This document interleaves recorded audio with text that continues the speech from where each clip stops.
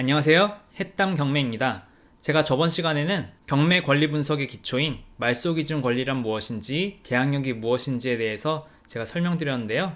해당 내용을 안 보신 분들은 이전 영상을 참고해 주시고, 이번 영상에서는 우선 변제권이 무엇인지에 대해서 알려드리도록 하겠습니다. 우선 변제권은 주택과 상가가 조금 다른데요. 이 부분까지 제가 상세하게 설명드릴 예정이니 끝까지 영상을 시청해 주시기 바랍니다. 그럼 먼저 우선 변제권이 무엇일까요? 우선 변제권이란 다른 후순위 권리자보다 먼저 배당을 받을 수 있는 권리를 의미합니다. 경매, 공매가 낙찰이 되어서 끝나게 되면은 이제 낙찰 대금에서 채권자들한테 돈을 배당해 주는데요. 이때 마구잡이로 배당해 주는 게 아니라 어떤 우선순위에 따라서 배당을 해주게 됩니다. 이때 대부분은 등기부 등본에 있는 순서대로 배당을 받게 되는데요. 임차인 같은 경우에는 예외적으로 등기부 등본에 따로 전세권 설정을 하지 않더라도 우선 변제권이 있으면은 후순위 권리자보다 우선해서 배당을 받을 수 있습니다. 이것을 바로 우선 변제권이라고 하는 거고요.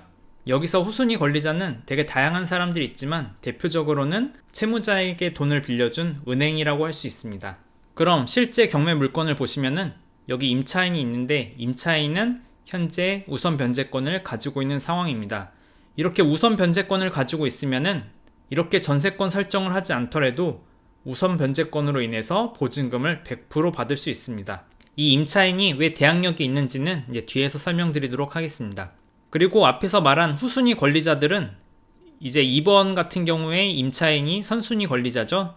따라서 이 가압류, 압류, 강제경매, 압류 이 뒤에 나온 이분들은 전부 다 후순위 권리자라고 할 수 있습니다. 따라서 이 건물이 낙찰이 된다 하면은 어떻게 될까요? 낙찰 대금을 이 2번부터 순서대로 이렇게 받는다 라고 보시면은 이제 쉽게 이해할 수가 있습니다. 물론 가압류나 압류 같은 경우에는 안분 배당이라고 해가지고 이렇게 순서대로 받는 건 아니고 금액 비율로 받긴 하지만 그냥 이거는 기초 강의이기 때문에 그냥 순서대로 받는다 라고 이해하셔도 큰 문제는 없을 것 같습니다. 그럼 우선 변제권을 얻기 위한 조건은 어떻게 될까요? 총 3가지 조건이 필요한데요. 첫 번째는 저번 시간에 제가 설명드린 대항력이고요. 두 번째는 확정일자, 세 번째는 배당 종기일 내에 배당을 신청하는 것입니다. 대항력 같은 경우에는 주택 같은 경우에는 전입신고를 하고 실제로 들어가서 살면은 대항력이 생기고요. 상가 같은 경우에는 사업자 등록을 하고 안에서 일을 하면은 이제 대항력이 생기게 됩니다. 여기서 대항력이랑 우선 변제권을 약간 헷갈리시는 분들이 있으실 텐데요. 대항력은 전입을 하고 점유만 하면은 발생하지만 우선 변제권은 확정일자까지 받고 배당 종기일 내에 배당까지 신청을 해야 우선 변제권이 생긴다고 보시면 됩니다. 만약 이 배당 종기일 내에 배당 신청을 하지 않는다면 우선 변제권이 이제 사라지기 때문에 경매 낙찰 대금에서 임차인은 보증금을 받지 못하는 거고요. 그리고 배당 종기가 뭐냐면은 법원에서 해당 부동산이 낙찰된 이후에 돈을 받을 사람이 있으면은 특정 기간을 정해서 그 안에 이제 자기는 얼마를 받아야 된다고 배당을 신청하라고 합니다. 그 기간이 이제 배당 종기일이 되는 것이고요. 그 기간 내에 꼭 신청을 해야지만 배당을 받을 수 있습니다. 그럼 우선 변제권의 효력 발생 시기는 어떻게 될까요? 우선 변제권은 대항력과 확정일자를 모두 만족한 때부터 효력이 발생하는데요. 대항력은 제가 저번 시간에도 설명드렸지만 다음날 0시에 효력이 발생하고 확정일자는 당일에 효력이 발생합니다. 예시를 제가 2개 가져와 봤는데요. 첫 번째는 전입신고와 점유를 모두 4월 17일에 하고 확정일자를 5월 1일에 받은 경우입니다. 이 경우에는 4월 18일 0시에 대항력이 발생하고 5월 1일에 확정일자가 생겼기 때문에 우선 변제권의 효력 발생 시점은 5월 1일이 됩니다. 그 다음 예시 2번째는 전입신고와 점유를 5월 1일에 했고 확정일자를 4월 17일에 받았으면 우선 변제권의 효력 발생 시점은 대항력이 생기는 시점인 5월 2일 공시가 되는 것을 알 수 있습니다. 이처럼 대항력과 확정일자의 효력 발생 시점이 다르기 때문에 우선 변제권의 효력 발생 시점이 이렇게 차이가 나게 됩니다. 만약 이런 경우에 근저당권이 5월 1일에 잡혀있다고 하면 어떻게 될까요? 그러면은 예시 1번 같은 경우에는 근저당권과 순위가 동일하기 때문에 금액 비율대로 나눠 가지게 될 것이고요. 만약에 예시 2번 같은 경우에는 근저당권이 더 빠르게 되겠죠. 따라서 이분 같은 경우에는 대항력이 없는 후순위 임차인이 되는 것입니다. 그리고 주택과 상가의 우선 변제권의 조건의 차이가 있는데요. 주택 같은 경우에는 보증금이 10억이든 20억이든 상관없이 우선 변제권 조건만 갖추게 되면은 우선 변제권이 생기게 됩니다. 하지만 상가 같은 경우에는 소액 임차인만 보호해주고 보증금이 많은 사람들은 보호해주지 않는데요. 여기 보시면은 환산 보증금이 크게 되면은 상가 임대차 보호법의 보호를 받지 못하게 됩니다. 이 말은 뭐냐면은 우선 변제권이 안 생긴다는 말이죠. 하지만 여기서 명심해야 될 거는 우선 변제권이 없다 뿐이지 대항력이 있다는 것입니다. 그럼 환산 보증금은 어떻게 계산이 될까요? 환산 보증금은 보증금 더하기 월세 곱하기 100을 한 금액인데요.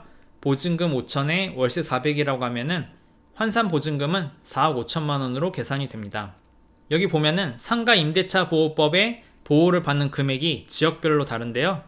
서울특별시 같은 경우에는 환산 보증금이 9억 원 이하인 경우에만 상가 임대차 보호법의 보호를 받을 수 있고요.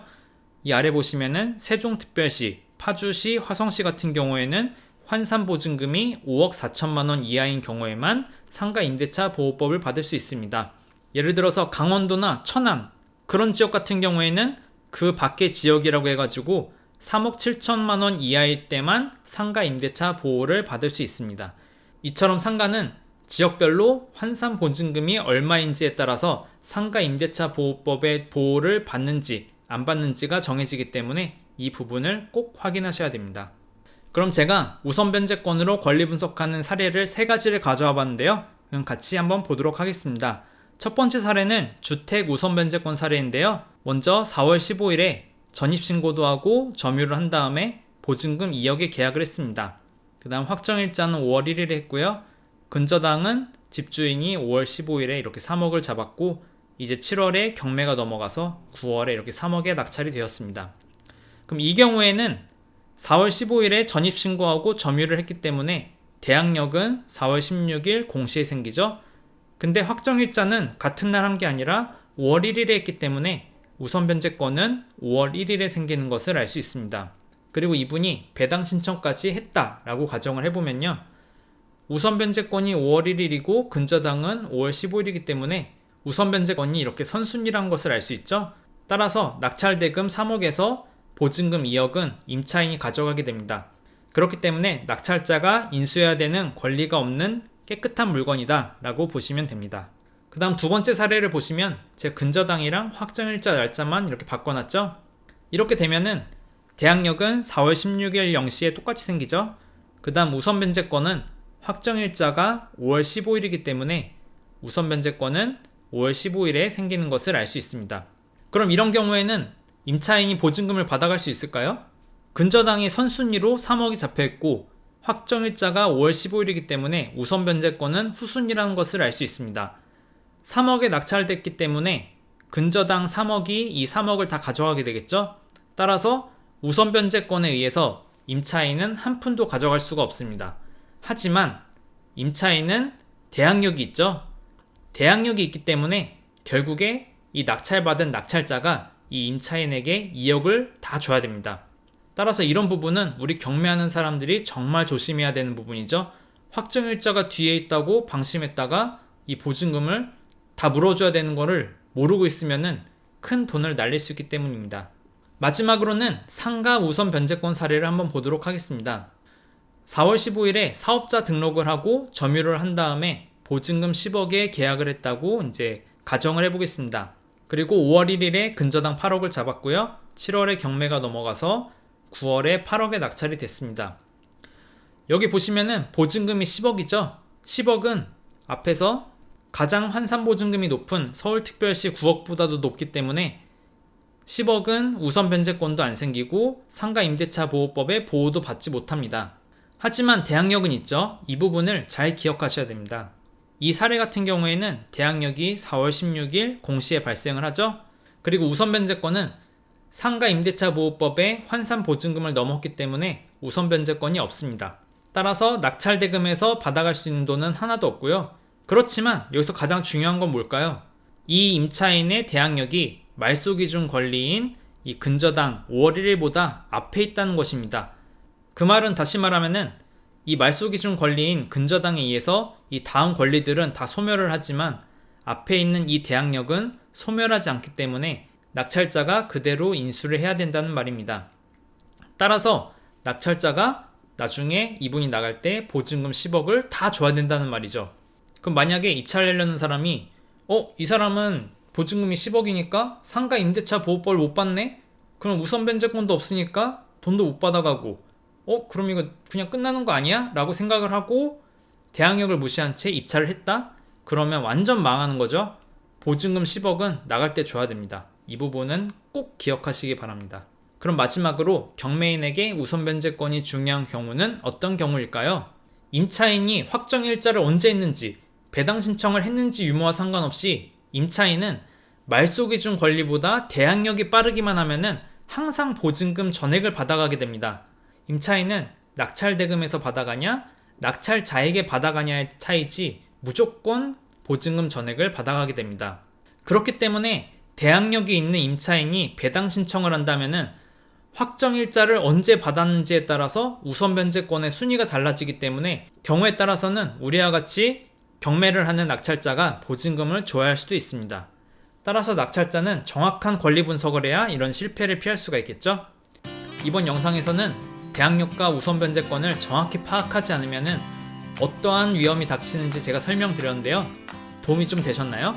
이처럼 경매는 권리 분석을 철저하게 하셔야 됩니다.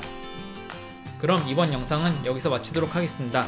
제 영상이 유익하셨다면 구독과 좋아요, 알람 설정 꼭 부탁드립니다. 감사합니다.